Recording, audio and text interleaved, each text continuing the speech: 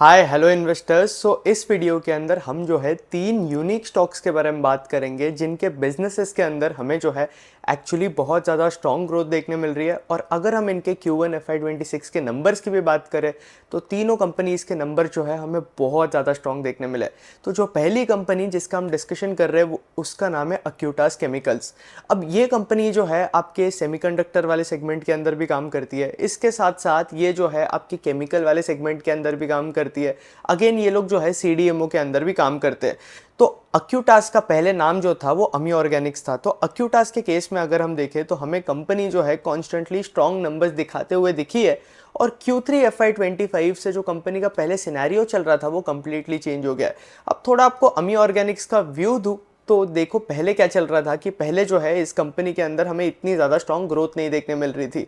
लेकिन अभी जो कंपनी का फार्मा इंटरमीडिएट्स वाला डिवीजन है ना वो बहुत अच्छा परफॉर्म कर रहा है। और हमें उस वाले स्पेस के अंदर जो है कंपैरेटिवली बहुत ज़्यादा फास्ट ग्रोथ रेट्स देखने मिल रही है। पिछले साल अगर हम FY25 की बात करें तो कंपनी के मैनेजमेंट ने गाइडेंस दिया था कि ये लोग 25% के आसपास टॉप लाइन करेंगे। बट फिर इसके बाद ये लोग कॉन्स्टेंटली हर एक कॉन्फ्रेंस कॉल के अंदर अपनी गाइडेंस इंक्रीज करते गए और इन्होंने वो 25% की गाइडेंस को जो है 35% कर दिया। और अमी ऑर्गेनिक्स के मैनेजमेंट की मुझे ये बात पसंद है कि यार ये लोग जो है अंडर प्रॉमिस और ओवर डिलीवर करते हैं। तो FY25 के अंदर कंपनी के मैनेजमेंट ने अपनी टॉप लाइन ग्रो करी 40% के आसपास से। That is again very healthy thing. और इसके साथ साथ कंपनी के केस में अगर आप देखोगे तो हमें जो है बहुत ज़्यादा मार्जिन एक्सपेंशन देखने मिल रहा है। अब पिछले साल ही अगर हम जून 2024 की बात करें तो कंपनी का जो मार्जिन था वो 70% के आसपास का एबिटा मार्जिन कंपनी बना रही थी।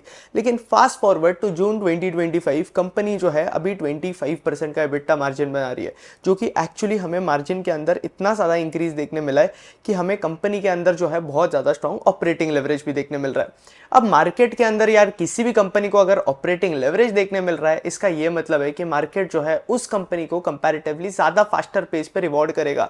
क्योंकि ऑपरेटिंग लेवरेज देखने मिल रहा है मतलब क्या कि कंपनी के जो कॉस्ट है वो फिक्स्ड है और कंपनी जिस पेस पे अपनी सेल्स इंक्रीज कर रही है उससे ज़्यादा कई ज़्यादा फास्टर पेस पे जो है हमें कंपनी के EPS के अंदर ग्रोथ होगा। इसे जो है हम ऑपरेटिंग लेवरेज बोलते हैं।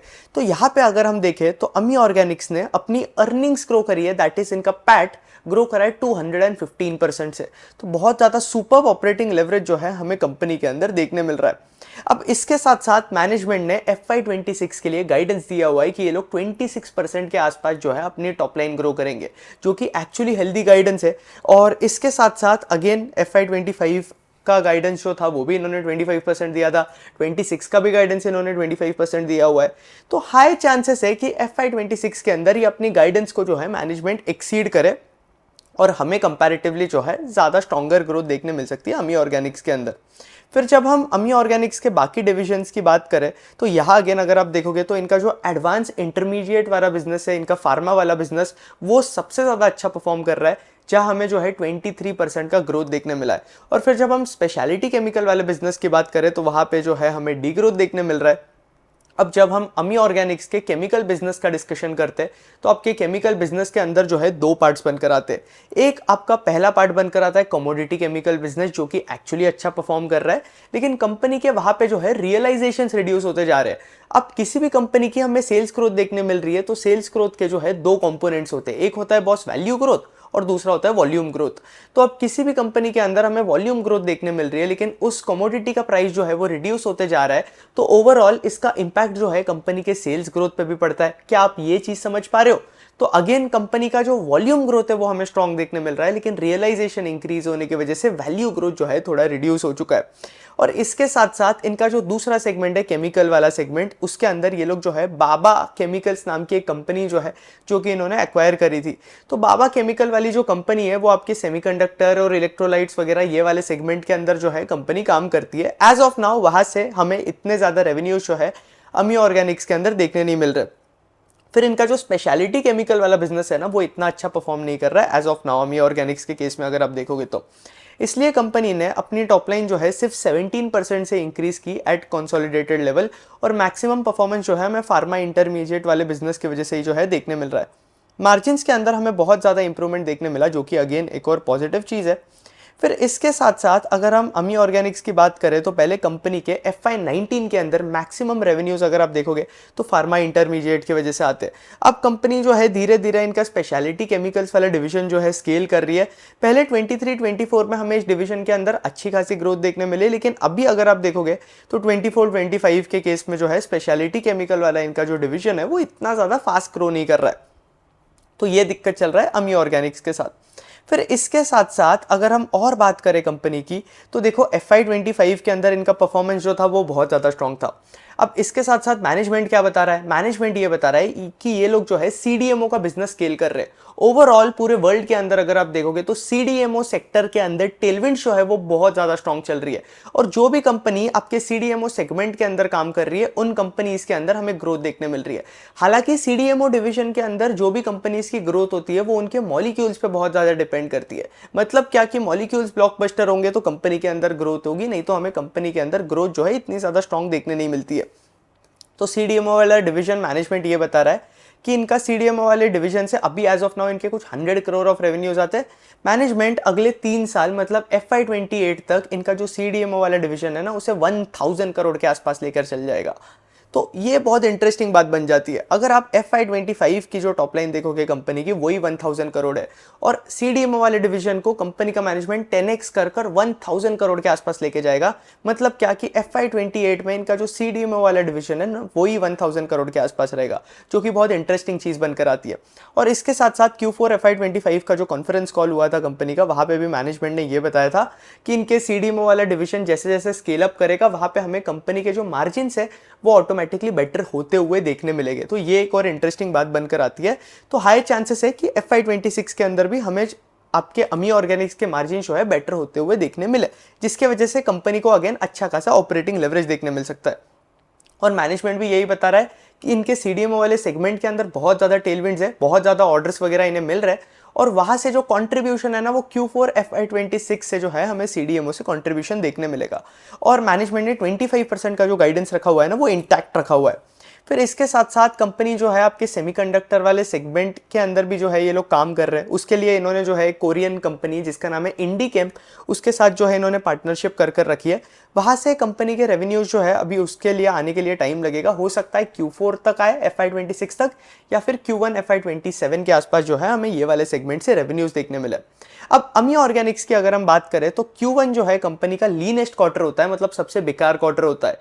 और फिर इसके बाद जैसे जैसे कंपनी आगे बढ़ती है Q2, Q3 और Q4 ये सारे कंपनीज के जो है बेटर क्वार्टर होते हैं, और यहाँ पे हमें जो है परफॉर्मेंस अमी ऑर्गेनिक्स का बेटर देखने मिलता है, आई मीन अक्यूटास केमिकल्स का। तो इसके केस में अगर आप देखोगे कंपनी के केस में तो Q3 और Q4 जो है बेस्ट क्वार्टर होते हैं, जहां हमें जो है मैक्सिमम एग्जीक्यूशन जो है प्ले आउट होता हुआ देखने मिलता है। अब कंपनी का CDMO स्पेस के अंदर एक मॉलिक्यूल है जिसका नाम है डारूटालमाइड। फिर यहाँ पे मैनेजमेंट क्या बता रहा है कि अगले 5 सालों के लिए हमें इस मॉलिक्यूल से जो है अच्छी खासी स्ट्रॉन्ग ग्रोथ देखने मिल सकती है। अब कंपनी के एडवांस फार्मा इंटरमीडिएरीज में अगर आप देखोगे तो ये कुछ क्लाइंट बनकर आते हैं, जैसे कि जेनेरिक के अंदर इनका सिप्ला एक क्लाइंट है, जाइडस लाइफ एक क्लाइंट है, फिर अगेन लूपिन इनका क्लाइंट है, और इनोवेटर्स में बेयर जैसी कंपनी है, फर्मियन जैसी कंपनी जो है अगेन इनके क्लाइंट बनकर आती है।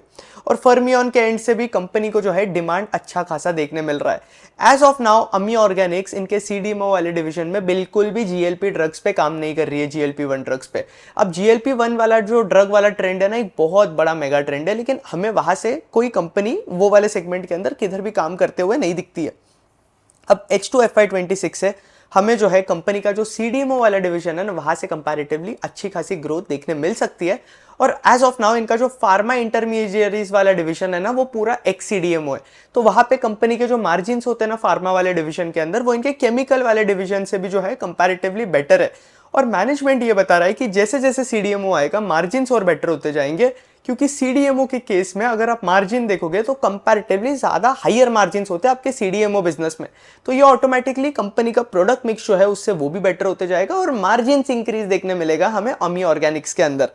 और इसके साथ साथ अगेन अगर हम देखें तो मैनेजमेंट ये बता रहा है कि मार्जिन जो है 1% के आसपास का इंक्रीज जो है हमें कंपनी के अंदर देखने मिलेगा। और जो बैटरी केमिकल वाला सेगमेंट है जहां पे कंपनी काम कर रही है, तो वहां पे अगर आप देखोगे तो आपका एक्साइड का भी आ रहा था, एमेरॉन का भी आ रहा था, और इसके साथ साथ टाटा केमिकल्स का भी बैटरी केमिकल्स के अंदर आ रहा था, लेकिन सारी कंपनीज के केपेक्स जो है डिले हो चुके हैं। क्योंकि ऑल ओवर दी वर्ल्ड पूरे ईवी सेक्टर के अंदर जो है हमें स्लो डाउन देखने मिल रहा है। लेकिन अमी ऑर्गेनिक्स का मैनेजमेंट ये बता रहा है कि ये लोग जो है सिर्फ डोमेस्टिकली रिलाई नहीं करेंगे, ये लोग जो है इंडिया के बाहर भी एक्सपोर्ट क्लाइंट्स पे भी जो है अच्छा खासा फोकस कर चलेंगे। और इनका जो सेमीकंडक्टर वाला जो इन्होंने जेवी कर रखा है, मतलब वो इंडिकेम नाम की कंपनी के साथ, तो वहां से भी कंपनी को अच्छे खासे रेवेन्यू देखने मिल सकते हैं। तो इंटरेस्टिंग कंपनी अमी ऑर्गेनिक्स, जिसको आप जाकर स्टडी कर सकते हो। मैनेजमेंट का गाइडेंस जो है बहुत ज्यादा ऑप्टिमिस्टिक है कंपनी के केस में। तो जो सेकंड कंपनी मुझे आपसे डिस्कस करनी है उसका नाम है रैडिको खैतान। अब रैडिको खैतान के केस में मैं आपको पहले ही बता देता हूं, कंपनी की वैल्यूएशन जो है वो बहुत ज्यादा एक्सपेंसिव है।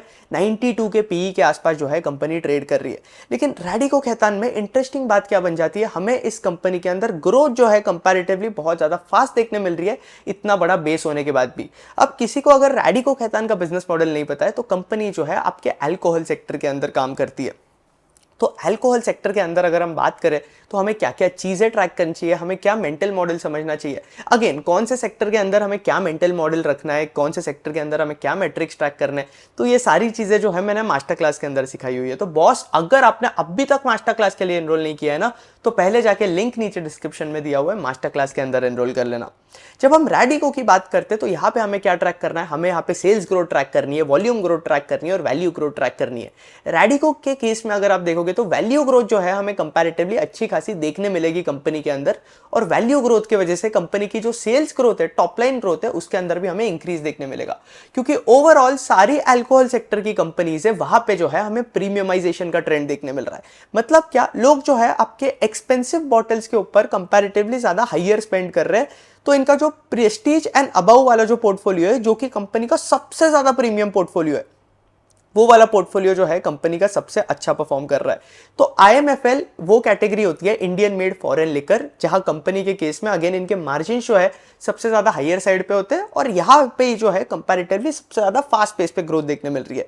तो IMFL में इनका जो प्रेस्टीज एंड अबव वाला डिवीजन है वो ग्रो कर रहा है 42% के आसपास, और रेगुलर वाला डिवीजन है वो ग्रो कर रहा है अराउंड 48% के आसपास, और इनका जो नॉन IMFL वाला डिवीजन है वहां पे ग्रोथ देखने मिल रही है हमें 11.6% के आसपास का। तो ये सीन हमें ओवरऑल कंपनी के लेवल पे देखने मिल रहा है। फिर जब हम वॉल्यूम ग्रोथ की बात करें तो IMFL में कंपनी के जो वॉल्यूम्स है वो 37.5% से इंक्रीज हुए। प्रेस्टीज एंड अबव में भी वॉल्यूम ग्रोथ जो है बहुत ज्यादा स्ट्रॉन्ग है, 40.8% का है। और जब हम रेगुलर एंड अदर्स की बात करें तो वहां पे जो है हमें 52% की जो है वॉल्यूम ग्रोथ देखने मिली है। तो ये इंटरेस्टिंग चीज चल रही है। रैडिको खैतान इतना बड़ा बेस बनाने के बाद भी हमें कंपनी के अंदर अच्छी खासी स्ट्रॉन्ग वॉल्यूम ग्रोथ देखने मिल रही है। जब आप अल्कोहल कंपनीज को स्टडी करते हो तो अगर आप एसोसिएटेड अल्कोहल जैसी कंपनीज को देखोगे और रैडिको खैतान वाली अल्कोहल कंपनीज को देखोगे तो वैल्यूएशंस के अंदर जो है जमीन आसमान का डिफरेंस बनकर आता है। Radico Khaitan is trading at about 92 का पी, और एसोसिएटेड अल्कोहल अगर आप देखोगे तो वही अल्कोहल वाली कंपनी है लेकिन 22 के पी पे ट्रेड कर रही है। अब जो कंपनी कंज्यूमर से रिलेटेड होती है और जो कंपनी का खुद का ब्रांड बन चुका होता है, उस कंपनी को मार्केट जो है कंपैरेटिवली हाईयर वैल्यूएशन देता है एज कंपेयर टू आपकी वो कंपनी जो कि इथेनॉल के अंदर भी है, ENA के अंदर भी है, खुद का ब्रांड नहीं बना है और दूसरे का लाइसेंस मेकिंग बिजनेस जो है कंपनी कर रही है। तो ये सारे बिजनेस जो है एसोसिएटेड अल्कोहल कर रही है, तो इसलिए कंपनी को जो है वैल्यूएशन भी मार्केट जो है इतना ज्यादा नहीं देता है। और इसके साथ साथ रैडिको खैतान के केस में अगर आप देखोगे तो इनके कुछ नए प्रोडक्ट्स भी आ रहे हैं, जैसे कि स्पिरिट वाला प्रोडक्ट आया इनका लग्जरी बोर्ड का कैटेगरी के अंदर। अगेन रॉयल रंथम के अंदर इन्होंने कुछ नया कलेक्शन वगैरह ऐड किया है। तो ऐसे कंपनी के कॉन्स्टेंटली कंपनी अपने प्रीमियम प्रोडक्ट्स के अंदर जो है इनोवेशन करी जा रही है। फिर इसके साथ साथ अगर हमें इंडियन अल्कोहल सेक्टर के अंदर क्या चल रहा है ये सारी चीजें समझनी है, तो रैडिको खैतान का जो कॉन्फ्रेंस कॉल है ना, वो एज इन्वेस्टर हमारे लिए मस्ट रीड करना, क्योंकि इससे जो है हमें ट्रेंड पता चलते हैं कि इंडस्ट्री के अंदर एज ऑफ नाउ चल क्या रहा है। तो जब हम कॉन्फ्रेंस कॉल देखें रैडिको की, तो रैडिको खैतान का मैनेजमेंट जो है 20% का वॉल्यूम ग्रोथ का गाइडेंस दे रहा है आपके FY26 के लिए, जो कि बहुत ज्यादा हेल्दी है। और अगर आप रैडिको के केस में देखोगे तो हमें Q3 से जो कंपनी की ग्रोथ है ना वो एलिवेटेड होते हुए दिखी है, और कंपनी जो है बहुत ज्यादा फास्ट ग्रो करते हुए हमें दिख रही है। और इसके साथ साथ Q1 के अंदर भी कंपनी ने अपनी टॉप लाइन ग्रो करी है 30% से। अब आप ऐसा सोच रहे होगे कि कंपनी बहुत ज्यादा फास्ट ग्रो कर रही है, तो हाँ, पिछले साल से अगर आप कंपेयर करोगे तो पिछले साल क्या क्या चेंजेस हुए। आंध्र प्रदेश ने अपने स्टेट के जो रेगुलेशंस है रिलेटेड टू आपकी अल्कोहल कंपनीज वो जो है थोड़े लाइटन कर दिए। तो जब कोई भी स्टेट अपने रेगुलेशंस लाइटन करता है तो ये अल्कोहल कंपनीज के लिए बेटर होता है। इनकी वॉल्यूम ग्रोथ हमें ज़्यादा देखने मिलती है और वैल्यू ग्रोथ भी जो है, अगेन आप प्रीमियम प्रोडक्ट्स बेच रहे हो तो वैल्यू ग्रोथ भी अच्छी खासी आ जाती है। तो इसलिए आंध्र प्रदेश ने ओपन अप किया, इसलिए कंपनी के अंदर आप देखोगे तो हमें इतनी अच्छी खासी ग्रोथ देखने मिली है। अब Q2 Q3 के बाद से अगर आप देखोगे तो ये इंपैक्ट जो है नॉर्मलाइज हो जाएगा। तो पहले जो हमें कंपनी के अंदर ग्रोथ देखने मिल रही थी 20% के आसपास की, वही ग्रोथ जो है हमें आगे जाकर देखने मिलेगी। तो एकदम खुश मत होना कि बॉस रैडिको खैतान जो है 32% पे ग्रो कर रहा है। फिर इसके साथ साथ अगर हम मार्जिन्स की बात करें तो कंपनी के जो मार्जिन्स है, ग्रॉस मार्जिन्स, वो 43% के आसपास है as compare to 41% in Q1। अब ये बनकर आता है रीजन कि एक तो आपका प्रीमियमाइजेशन हो रहा है, दूसरा आपका रीजन ये बनकर आता है कि आपके जो रॉ मटेरियल के कॉस्ट है जैसे कि वीट और आपकी बार्ली वगैरह बाकी सारी चीजें जो है जो कि अल्कोहल के अंदर यूज किए जाते हैं, इथेनॉल का कॉस्ट बनकर आता है। इन सारी चीजों के कॉस्ट के अंदर जो है हमें फॉल देखने मिल रहा है। अगर आप एसोसिएटेड अल्कोहल कंपनी की कॉन्फ्रेंस कॉल पढ़ोगे तो वहां पे मैनेजमेंट जो है ऑलरेडी यही बता रहा है कि यार इनका जो इथेनॉल का कॉस्ट है, ईएनए का कॉस्ट है, वो रिड्यूस हो रहा है। तो इसके वजह से कंपनी का रॉ मटेरियल का जो प्राइसिंग सिनेरियो है वो स्टेबल है। तो इसलिए कंपनी के जो ग्रॉस मार्जिन है वो भी हमें एक्सपांड होते हुए देखने मिले और इसके साथ साथ हमें कंपनी के एबिटा मार्जिन भी बेटर होते हुए देखने मिले। और रैडिको खैतान जो है कॉन्स्टेंटली अपने मार्केटिंग के ऊपर भी स्पेंड कर रहा है। फिर इसके साथ साथ अगर हम रैडिको खैतान की और बात करें तो कंपनी का जो मार्केटिंग के लिए अप्रोच है वो स्टेट टू स्टेट डिपेंड करेगा। और जो आपकी अल्कोहल इंडस्ट्री है ना, इसके अंदर जो भी कंपनीज है ना, ये आपके रेगुलेशंस पे बहुत ज्यादा रिलाई करती है। मतलब क्या कि अगर आपके रेगुलेशंस लाइटन होंगे, ओपन अप होंगे, तो हमें इन कंपनीज के अंदर ग्रोथ देखने मिल सकती है। जैसे कि कुछ स्टेट से कुछ जहां पे आप देखोगे तो अल्कोहल कंपनीज के लिए एनवायरमेंट अच्छा होता है, तो वहां पे इन्हें जो है एक्साइज भी ये लोग जो है कंपैरेटिवली कम पे करते हैं। वर्किंग कैपिटल कॉस्ट भी जो है बहुत बार होलसेलर्स ले लेते हैं। तो यहाँ पे अगेन अगर आप देखोगे तो महाराष्ट्र के केस में जब हम बात करें तो महाराष्ट्र जो है आपकी अल्कोहल कंपनीज के लिए इतना ज्यादा ओपन नहीं हुआ है और ये लोग ड्यूटीज जो है, एक्साइज जो है कंपैरेटिवली ज्यादा हायर रेट पे चार्ज करते हैं एज कंपेयर टू आपकी दूसरी स्टेट्स अगर आप देखोगे तो। और फिर इसके साथ साथ अगर हम कर्नाटका की बात करें तो कंपनी का मैनेजमेंट ये बता रहा है कि कर्नाटका के अंदर भी इनके जो प्रीमियम ब्रांड्स है ना वो बहुत ज्यादा फास्ट ग्रो कर रहे हैं। और इसके साथ साथ इनका जो 4% ऑफ प्रीमियम पोर्टफोलियो है कर्नाटका के अंदर लास्ट ईयर था, आज के डेट पे इनका प्रीमियम पोर्टफोलियो जो है 15% के आसपास हो गया। महाराष्ट्र के केस में अभी तक पॉलिसीज वगैरह जो है इतनी ज्यादा ओपन नहीं हुई है। अब वो कंपनी को देखना पड़ेगा कि किस तरीके से चीजें जो है प्ले आउट होती है, अब उसके लिए हमें ट्रैक करना पड़ेगा। लेकिन रैडिको खैतान एक इंटरेस्टिंग बिजनेस है जो कि आपके पूरे अल्कोहल इंडस्ट्री का जो प्रीमियमाइजेशन का ट्रेंड है ना उस पर बेनिफिट कर रहा है। जो तीसरी कंपनी है जो कि अगेन बहुत इंटरेस्टिंग कंपनी है, ये कंपनी अगेन मैं बोलूंगा आपके प्रीवी के थोड़े कॉम्पिटिशन के अंदर आती है। कंपनी का नाम है एसएच केलकर। हालांकि एसएच केलकर जो कंपनी है ना, ये आपकी प्रीवी स्पेशलिटी जो कंपनी है ना उसकी क्लाइंट है। तो जब हम एसएच केलकर की बात करते हैं तो ये आपके फ्लेवर्स एंड फ्रेग्रेंसेस वाले सेगमेंट के अंदर काम करते हैं। अब एसएच केलकर के बारे में इंटरेस्टिंग ये बात बनकर आती है कि इसके केस में अगर आप इसकी वैल्यूएशन देखोगे तो प्रीवी जो है 4950 के पीई पे ट्रेड करता है और एसएच केलकर अगर आप देख रहे हो तो कुछ आराम से ट्रेडिंग एट अबाउट 25 के पीई के आसपास। तो इसकी वैल्यूएशन बनकर जो आती है ना वो बहुत ज्यादा रीजनेबल है। और एसएच केलकर के अंदर अगर हम ग्रोथ देखें तो कंपनी ने अपनी टॉप लाइन आराम से कंपनी जो है 10-15% के आसपास ग्रो कर रही है। अब इंटरेस्टिंग थीसिस क्या है मेरा एसएच केलकर के लिए, पहले अगर आप देखोगे तो एसएच केलकर के जो मार्जिन है ना हमें उसके अंदर फॉल देखने मिल रहा था। मतलब क्या कि इनके जो एबिटा मार्जिन है नॉर्मली 17% के आसपास होते हैं, वो रॉ मटेरियल के कॉस्ट जो है इनके वो बहुत ज्यादा इंक्रीज हो गए थे। तो रॉ मटेरियल इन्फ्लेशन की वजह से इनके ग्रॉस मार्जिन रिड्यूस हो गए थे और ग्रॉस मार्जिन के अंदर हमें फॉल देखने मिला जो कि कंपनी के ओवरऑल लेवल पे एबिटा मार्जिन इंपैक्ट कर रहे थे। तो वहां पे आप देखोगे तो इनके मार्जिन तो थे वो 12% के आसपास जा चुके थे, जिसकी वजह से हमें स्टॉक के अंदर भी जो है अच्छा खासा करेक्शन देखने मिला। और कंपनी के साथ एक और बुरा इंसिडेंट हुआ कि इनके एक प्लांट पे जो है पिछले Q1 के अंदर फायर वाला इंसिडेंट हो गया था। तो ये एक और बुरी चीज हुई एसएच केलकर के केस में। बट अगेन इंश्योरेंस वगैरह का पैसा जो है कंपनी को आ ही रहा है। Q1 के अंदर भी जो है इन्होंने पैसा आया इंश्योरेंस का और पिछले साल Q4 के अंदर भी जो है कंपनी के केस में हमें इंश्योरेंस का पैसा कंपनी को देखने मिला था। तो यहाँ पे आप देखोगे तो अदर इनकम में जो है 61 करोड़ जो दिख रहा है हमें, ये जो है इंश्योरेंस का पैसा है जो कि फायर वाले इंसिडेंट की वजह से कंपनी के पास आ रहा है।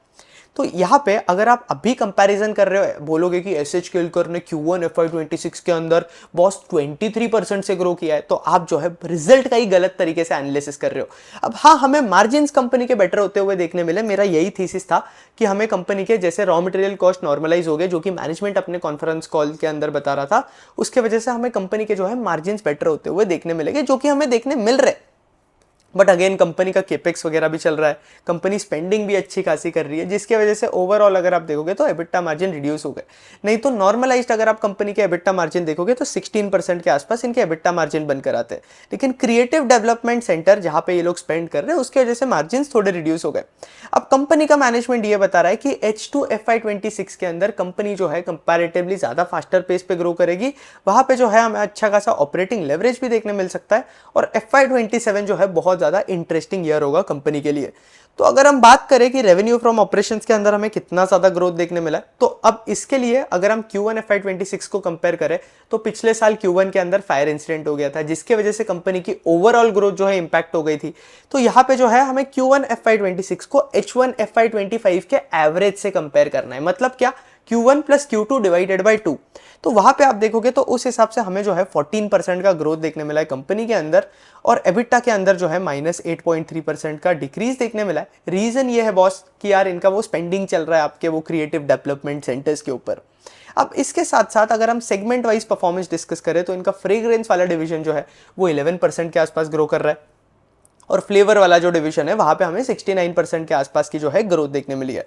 अब ज्योग्राफी वाइज इंडिया जो है कंपनी के लिए सबसे अच्छा परफॉर्म कर रहा है, और यूरोप के अंदर जो है कंपनी के मैनेजमेंट को थोड़ा बहुत जो है स्लो डाउन देखने मिल रहा है, जो कि अगेन जो है एक दिक्कत वाली बात है। अब आज ही जो है मैंने आपके SH केलकर के ऊपर जो है एक ट्वीट करा था। अब ऑलरेडी अगर आप मुझे ट्विटर पे फॉलो नहीं करते हो तो पहले जाओ मुझे ट्विटर पे फॉलो करो। मेरा यूजर नेम जो है आयुष मर्दा 07 है, जहां आप मुझे फॉलो कर सकते हो, जहां मैं ऐसे ट्वीट जो है डेली करता रहता हूं, और सारे वीडियो जो है मैं एक्स पे भी अपलोड करता हूं।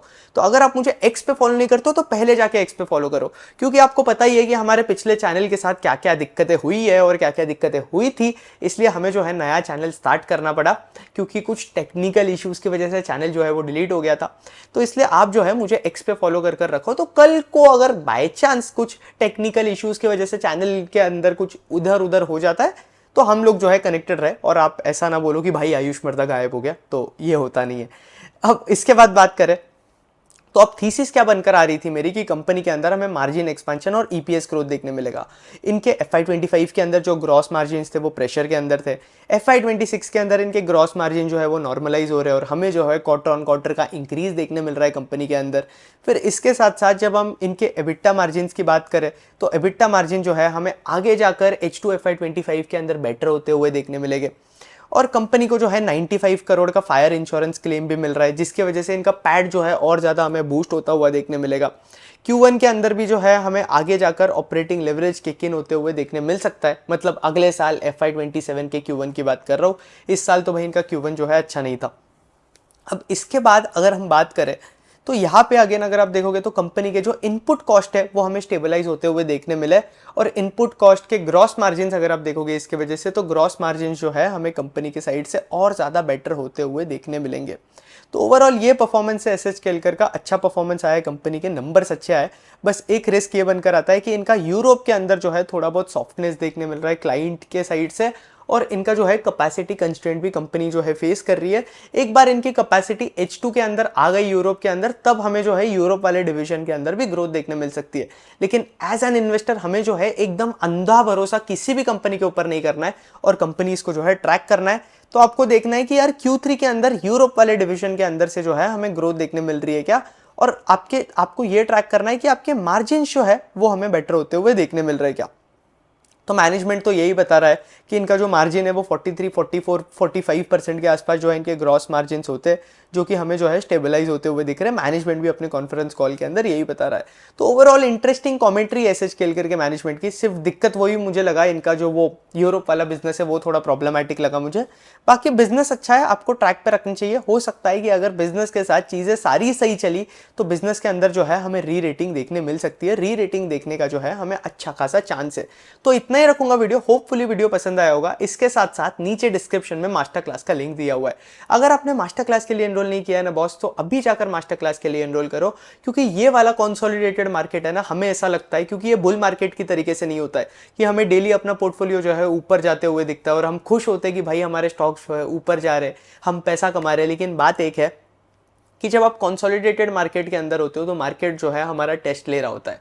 तो ऐसे केस में आपको जो है मैक्सिमम अपॉर्चुनिटीज, मैक्सिमम स्टॉक्स और मैक्सिमम लर्निंग के ऊपर जो है आपको इन्वेस्ट करना चाहिए आपका पूरा टाइम, क्योंकि आगे जाकर जब बुल मार्केट आएगा, जब अपॉर्चुनिटीज आएगी, तो आप ये सारी अपॉर्चुनिटीज को जो है ग्रैब ऑन कर पाओगे। क्योंकि ये मार्केट के अंदर अगर आप अच्छे सेक्टर्स रीड नहीं करोगे, अच्छी इंडस्ट्रीज नहीं रीड करोगे बॉटम सब जाके, तो आपको जो है आगे जाकर बुल मार्केट के अंदर प्रॉब्लम होगा। तो इसके पहले बुल मार्केट आ जाए, आप जो है आपके लर्निंग के ऊपर स्पेंड करो, और आपको अभी रिवॉर्डिंग नहीं लग रही होगी चीजें, लेकिन आगे जाकर जब चीजें बेटर होगी मार्केट के अंदर, आपको जो है ये सारी चीजें, जो सारी मेहनत आप अभी डाल रहे हो कंपनीज को रीड करने के लिए, ये सारे डीप डाइव वाले वीडियोस देखने के लिए, मास्टर क्लास देखने के लिए, जो आप 20 आवर्स इन्वेस्ट करोगे, वो सारा जो है आपको बुल मार्केट के अंदर पे ऑफ करेगा।